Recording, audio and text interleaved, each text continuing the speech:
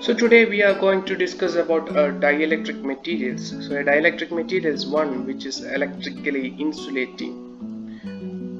A dielectric material is an electrical insulator that can be polarized by an applied electric field. So the dielectrics, they are non-conducting materials which can be polarized by the application of an electric field. So dielectrics are made to, or it exhibits an electric dipole structure. So in this figure you can see a separation of positive and negatively charged entities on a molecular or atomic level. So when a dielectric material, when it is placed in an electric field, the electric charges will not flow through the material as they do in an electrical conductor, but it only slightly shift from their average equilibrium positions, causing the dielectric polarization. So dielectric materials find extensive use in electrical industry for insulation purposes and as capacitors. So these dielectric materials are utilized as capacitors. So polarization. So for every electric dipole, there is a separation between a positive and a negative electric charge, and polarization is the formation of dipoles in the dielectric material with the application of electric field. So the relation between an electric flux density D, that is charge per unit area in units of coulombs per meter square, and electric field strength E, that is force per unit charge in units of volt per meter or Newton per coulomb at the point of space, is given by D is equal to epsilon R into epsilon 0 into E. So where epsilon 0 is the dielectric constant or permittivity of free space, and epsilon R is a relative dielectric constant or the relative permittivity of the material, which is a unitless quantity. So epsilon 0 is equal to D by epsilon R. Epsilon 0 or epsilon naught is equal to D by epsilon R into E, which is the unit will be equal to coulombs per meter square by volts per meter, which can be which in turn the unit will become farads per meter, F per meter. So when this electric field is applied to a solid containing positive and negative charges, the positive charge are displaced in the direction of field towards the negative end, while the negative charge are displaced in the opposite direction. And also the displacement produces a local dipoles throughout the solid, and the dipole moment per unit volume of the solid is the sum of all individual dipole moments within the volume and is called the polarization P of the solid. So the total flux density depends upon two factors. The first one is the applied electric field and the polarization induced inside a material. So the total flux density D is given by epsilon naught into E plus P, where epsilon naught is the flux density due to applied electric field and P is the flux density due to polarization. So initially we had a relation, that is D is equal to epsilon R into epsilon naught into E, and here we have epsilon D is equal to epsilon naught into E plus P. So when substituting the two equations for the electric flux density D and solving, we get the polarization P is equal to epsilon naught into epsilon R minus 1 into E. So when a voltage V is applied across the capacitor, the capacitance units is coulombs per volt or farads F. And now consider in this figure parallel plate capacitor with vacuum in the region between the plates, and the capacitance can be computed as C is equal to epsilon naught into A by L, where A is the area of the parallel plates and L is the distance between them. And epsilon 0 is the permittivity of the vacuum, and it is a universal constant which will be having a value of 8.85 into 10 raised to minus 12 farads per meter.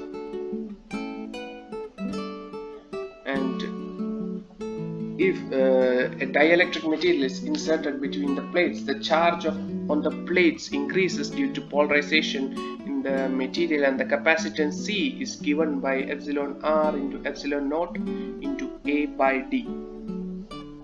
So consider this problem. To calculate the relative dielectric constant of barium titanate crystal, which when inserted in a parallel plate condenser of area 10 mm into 10 mm and distance of separation of 2 mm, gives a capacitance of 10 raised to minus 9 farads.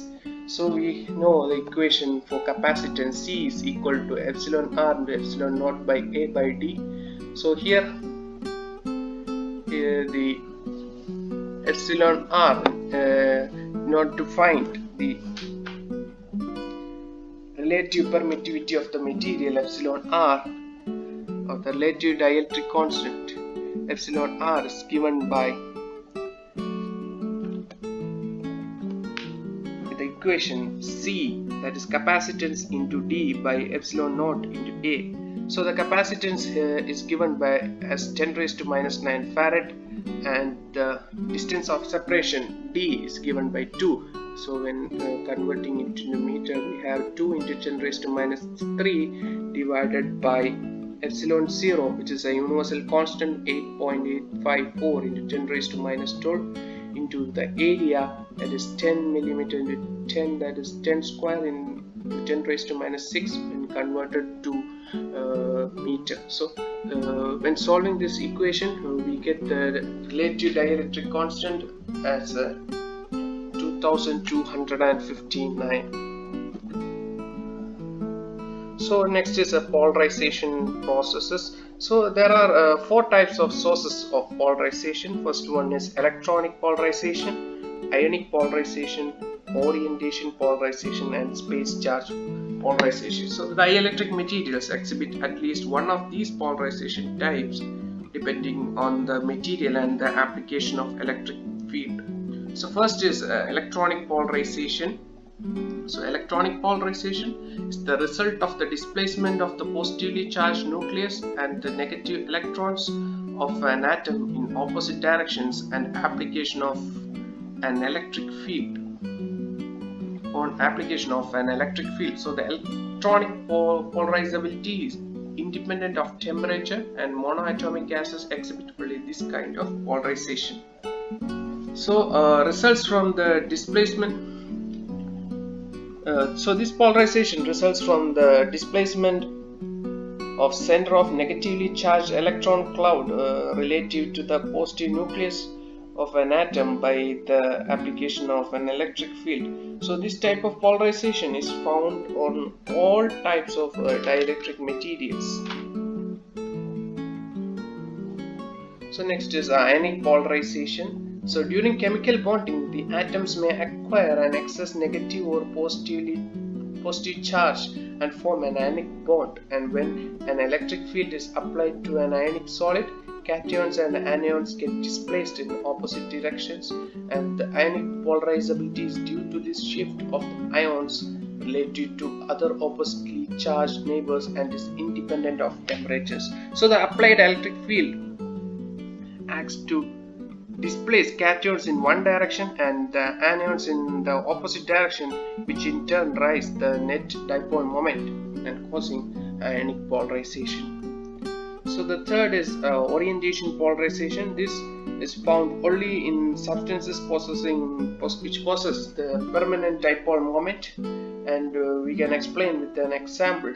So in the compounds like CH3Cl, the positive and negatively charges do not coincide. So the electronegativity of chlorine being more than that of hydrogen, this chlorine atom will pull the bonding electrons to itself more strongly than hydrogen.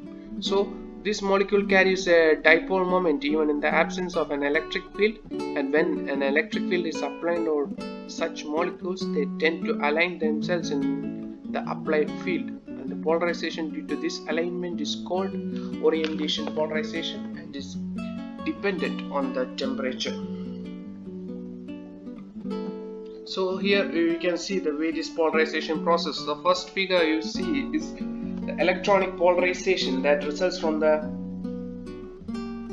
dispersion of electronic cloud by an electric field. And in the second figure is the ionic polarization, which results from the relative displacement of electrically charged ions in response of the electric field. And the third one is orientation crystallization, which responds of permanent electric dipoles to an applied electric field, proceeding to an orientation polarization. And the fourth one is space charge polarization. So the space charge polarization occurs due to the accumulation of charges at the electrodes or the interfaces in a multi-phase material, and these ions diffuse over appreciable distances in response to the applied field, giving rise to redistribution of charges in dielectric medium. And the total polarization of material is the sum of the contributions of electronic, ionic orientation and space charge polarization. So next is frequency effects on polarization. So when an electric field is applied as a function of time, it follows the equation. This P of t is equal to P into the whole into 1 minus exponential of minus of t by tr, where P is the maximum polarization attained due to the prolonged application of electric field, and tr is the relaxation time for the particular polarization process, or the time taken for a polarization process to reach 0.63 of the maximum value. And this relaxation time varies widely for the different polarization processes. So in the case of an electronic polarization, and this process is a rapid process and will be completed when the voltage is applied. The instant where the voltage is applied, it will be completed. So when the frequency is applied, the voltage is very high in optical range, which is approximated to 10 raised to 15 hertz, and this electronic polarization occurs during every cycle of the applied voltage. So in the case of ionic polarization, it is a slower process than electronic polarization, and at optical frequencies there will not be any ionic polarization, and if the frequency of the applied voltage is less than 10 to the power 13 hertz, the ions will be having enough time to respond during each cycle, and it occurs at a frequency about 10 raised to 6 hertz to a 10 raised to 10 hertz, and it's a slow process and it depends on the temperature. So in the case of orientation polarization, it is even slower than the ionic polarization, and orientation polarization occurs when the frequency of the applied voltage is in the audio range. And in space charge polarization, it is the slowest process as it involves the diffusion of ions over several interatomic distances, and the relaxation time for this process is related to the frequency of successive jumps of ions under the influence of applied field, a typical value being 10 to the power 2 hertz. Correspondingly, space charge polarization occurs at machine frequencies, and this space charge polarization, it occurs at a machine frequency of 50 to 60 hertz, and it is a very slow process compared to the other polarization processes. So the figure shows the variation of polarization with the frequency corresponding to all four polarization mechanisms. So as shown in this figure, with the increase in frequency, the space charge, orientation and ionic polarization, it becomes inoperative, and the dielectric constant also decreases with the increase in frequency. So all the four types of polarization are present at machine frequencies, and as the frequency is increased, the space charge, orientation and ionic polarization becomes inoperative in that order. So here in this table we can see the dielectric constants of some typical dielectric materials at frequencies 60 Hz and 10 to the power 6 Hz. So for polyethylene, polyvinyl chloride, electrical porcelain, etc. So next is frequency effects resonance. So when the period of applied voltage is much larger than the relaxation time of a polarization process, then the polarization is essentially complete at any instant during the cycle, and the charging current is 90-degree advanced in relation to the voltage, and there will not be any electrical energy loss during the charging. So when the next situation, when the period of applied voltage is much shorter than the relaxation time for a polarization process, the polarization will not occur at all, and here again the charging current will be 90-degree advance of the applied voltage. And when the period of applied voltage is in the same range of the relaxation time, resonance will be occurring, and the current leads the voltage by 90 minus delta, where delta is called the loss angle and tan delta is taken as a measure of the electrical loss due to resonance. So these are the graphs in the application of voltage. So in the first and second figure A and B, there is no energy loss when the period of the voltage as the period of voltage does not match with the relaxation time of process. But in the third case, there is a matching with the relaxation time and the applied voltage, and energy loss occurs and the current leading the voltage by less than 90 degrees. So here you can see the effect of temperature in orientation polarization. So the randomizing action with the effect of temperature on a dielectric constant, the randomizing action of thermal energy decreases the tendency for the permanent dipoles to align themselves in applied field. So this results in the decrease in dielectric constant with increasing temperature. So other effect of temperature is to facilitate the diffusion of ions in space charge polarization. So these are the different temperature effects on polarization.